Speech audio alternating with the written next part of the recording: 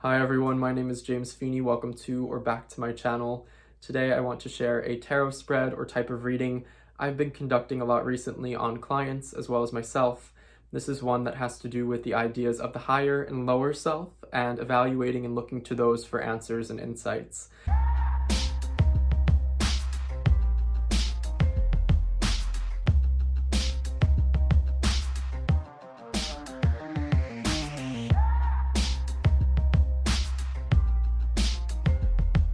So this is a spread that I actually find to be the most useful when I combine it with other spreads or use it after I've already pulled some cards on any given inquiry, whether it be general or specific, grand scale or small. This is a type of spread that I would use to follow up, and that's when I see its benefits the most. So before we get over to my tarot table, I wanted to preface this so that way going into it, it doesn't just look like I'm flipping over cards, and I actually offer the background on why I use it, how I use it, and when I think it's the best to use it. So I've been using it a lot recently in terms of general inquiries, just because I find that in general readings with clients, as the cards start to get pulled, something more specific does come to light. There is some sort of heart to the matter, or if there are multiple veins and avenues that we're going down, there's one that stands out the most. So following up after more of a general portion of a reading, I will then conduct this higher and lower self sort of spread of a sort. It is more intuitive, so there aren't exact positions and everything has a little bit of wiggle room for interpretation where any given card lies. So that's part of what I've really been enjoying lately, less so specific spreads with very finite positions for each card and more so spreads that give you a general idea of what it is that you're looking at and aiming for, but at the same time you have room to kind of run with your intuition and imagination. So I guess that's where I'm at currently. I did mention in a recent update video that I have changed the style of readings I do for clients to being time-based as opposed to by the card. So when I was using very specific spreads very often, it made sense to have my rates in terms of the amount of cards used, but now I'm favoring more time-centered readings, so it's easier for me to schedule, but at the same time, it allows itself a little bit more room for intuitive styles of reading, more free-flowing dialogue type styles. So this is a great reading for note-taking, for discussion, to reflect on. So not just one that you would pull over cards, see what's there, and leave it at that. This is one that's a bit more open-ended, and I kind of really enjoy that. And I found that I've gotten good feedback on it from clients and people that I've used it on, so I'm going to share it with you all, and hopefully it can provide some sort of help or bolster a reading you might be doing in the future, because I think that this is a sort of spread that you can do on its own, but at the same time, if you're doing any other sort of reading or spread, it might enhance it or add to it or just sprinkle in a little bit of a spice or a layer there. So we're going to head over to my tarot table and I'm going to get into just exactly what I mean and talk all of you through the cards and how I would use this, how I would evaluate it, and how you can, of course, emulate it or recreate it yourself at home. So we're going to head over there. All right, everybody, so we are over at my tarot table and we'll get right into it. I'm not sure if we're going to have enough room. This is a larger spread.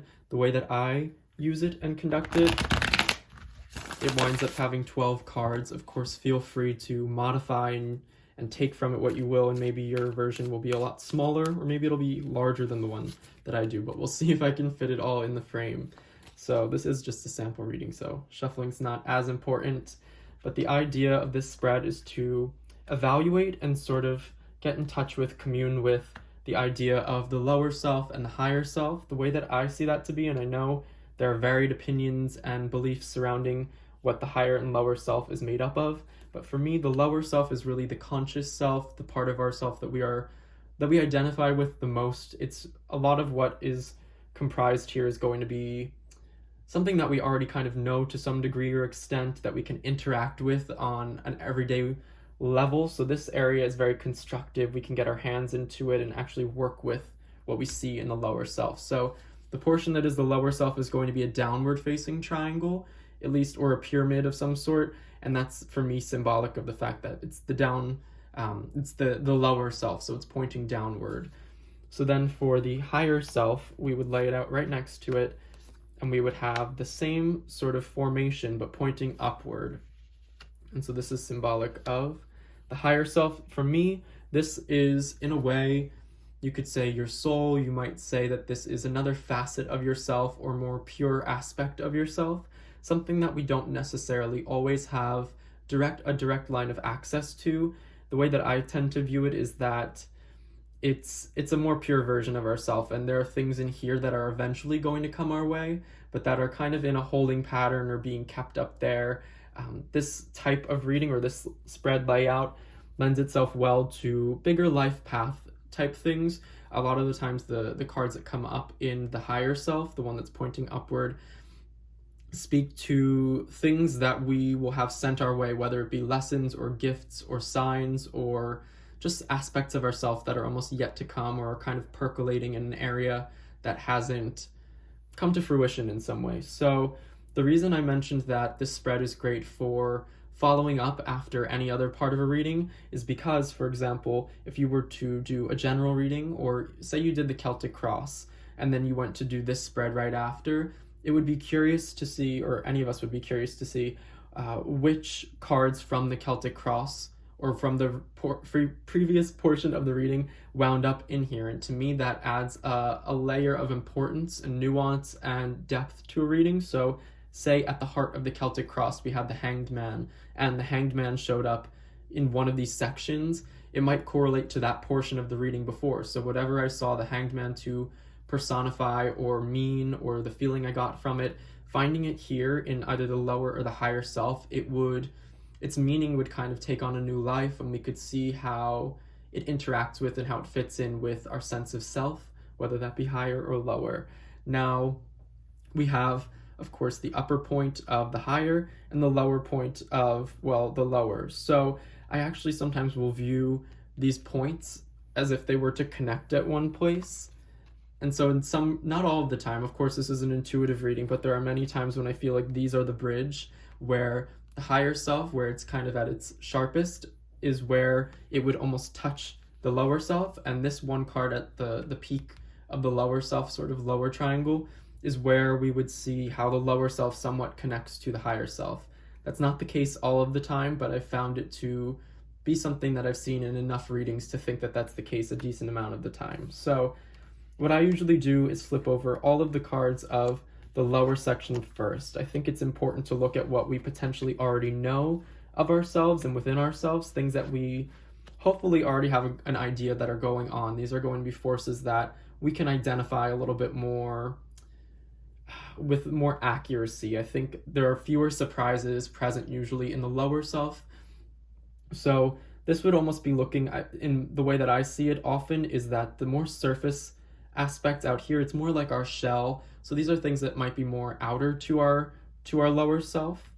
Here is more of that middle ground. So this could be something a bit more emotional or deep, or something that kind of functions as a liminal space or an intermediary between our very surface level of our lower self and our deepest level of our lower self. So that's how it tends to be. Sometimes I'll just look at this whole triangle and I will just go around and pick things out, and it doesn't really work in that way, but sometimes it works like this.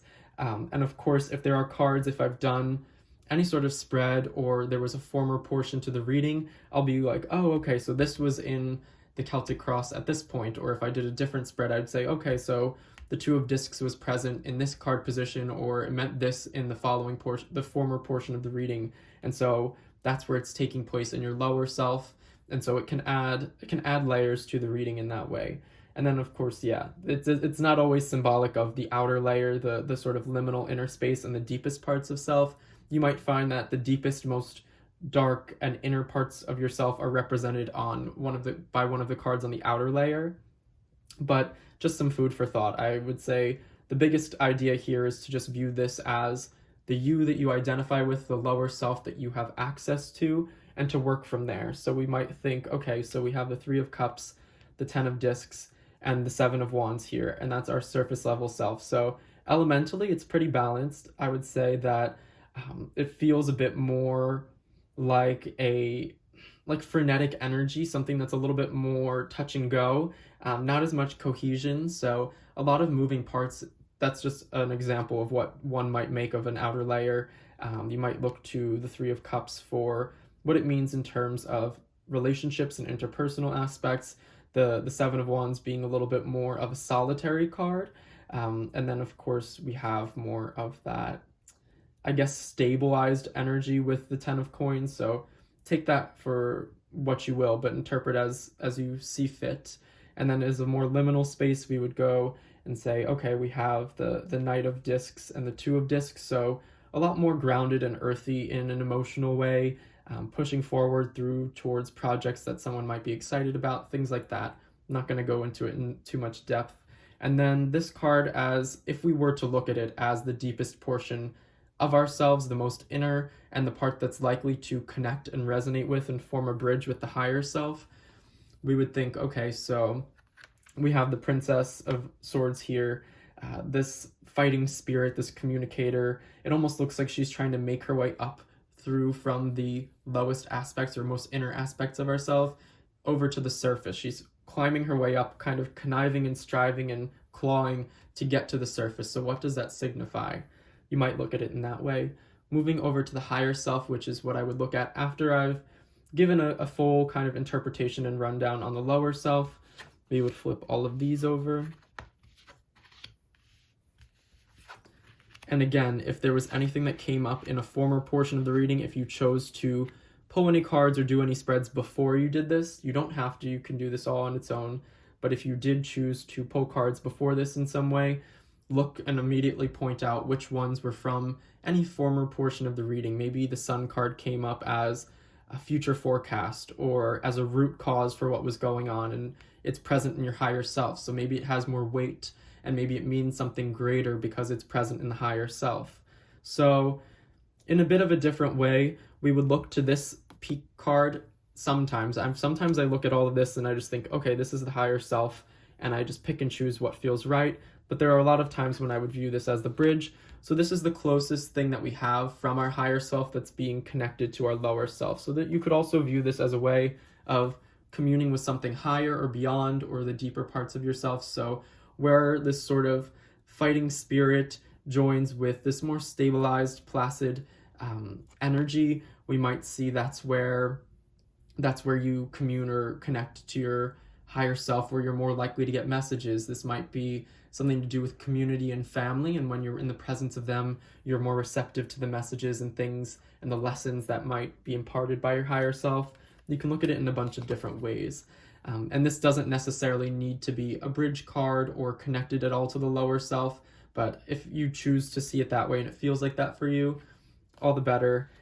Just depends on the reading, the specific reading. Of course, this is more intuitive and less position oriented. So we have more going on here. You might view this as, sometimes I'll see this as things that are next on the list to be sent our way. So a lot of the times the higher self, we don't have access to it, and the cards here to me are aspects of ourself that are a little bit more profound, abstract, harder to wrap our minds around, but that many of these things are going to get sent our way, that are eventually going to find themselves in the lower self at some point in time, once we're ready for them, or once they've had the proper time to kind of manifest and come out. So you could look to this almost in a way as a potential future, as potential obstacles or aspects of yourself that you know are about to come into being. So if you have dreams and hopes for certain projects, looking to this area is going to be a bit telling. So these two might be the next things upcoming. We have the Ten of Wands and the Sun card,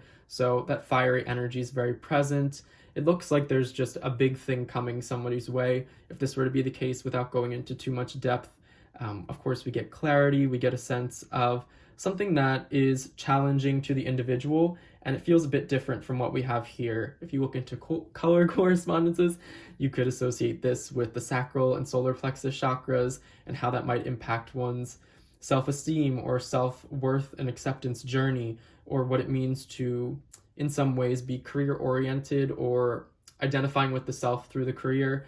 That's one potential way to go with this. And then over here, these lower cards, if you choose to see them as things that are going to trickle their way down into the lower self, these would maybe be a little bit farther into the future. So they're not as close to the surface. They're not as close to becoming manifest in the lower self. So we have the Fool, the Seven of Discs, and the Adjustment card, or the Justice card if you are a Rider-Waite-Smith user, system user. So we would look to this, and this would probably be the hardest part to interpret, and the one that we would, in a reading, potentially have to look at in a little bit more of an abstract way. The things that come up here might not be as, they might not make as much sense, and that's kind of part of the point. So making educated guesses, what does it feel like for the querent, or as the reader, what does it feel like? And you would describe maybe what that might entail, and going forth in that way. So there's no right or wrong way to go about this, but I do think that pulling cards or having some sort of spread or portion to the reading before this will help, because you can find the cards from the former portion that wind up here.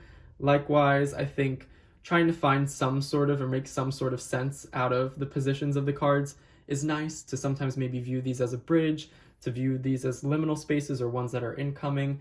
Make sense of it in whatever way feels best. If you look to it and it all just looks like it's one solid message, that's great. If these look so disconnected and you don't think that they're forming a bridge and that's not the point of your reading, then so be it, and that's just the case. But I thought this would be fun to share. It's one I've been using a lot in client readings in the shop. I never wrote it down actually, so how I would normally share the positions in a book, I never wrote this one down. It was very much an intuitive process that I felt called to use and do for certain clients, and I'm really enjoying it. Same for this just kind of style overall, making up these very fluid, fluctuating spreads that can go in a lot of different ways. That's not to say that I don't use very specific spreads anymore. Even though my readings are time-based for clients, I still will pull out my book of spreads sometimes, and if there's a certain inquiry or if a certain thing comes up and I feel drawn or compelled to use one of my very specific spreads, then I will go for that. But this has been working for me lately, and it's one that I have used quite a bit and I'm really enjoying. So I'd be curious to know, if you're at home, if you followed along, what the results were like for you, what you think of this style of reading or this type of spread, if you try it, all of that good stuff. So, oh, and as well, I'd like to know your opinions on the higher and lower self, how that looks through your unique paradigm, whether it is more of a psychological view or spiritual, and what impacts that, and how it kind of comes into being. So I hope that this was helpful. Like and subscribe if you enjoyed this, and until next time, bye.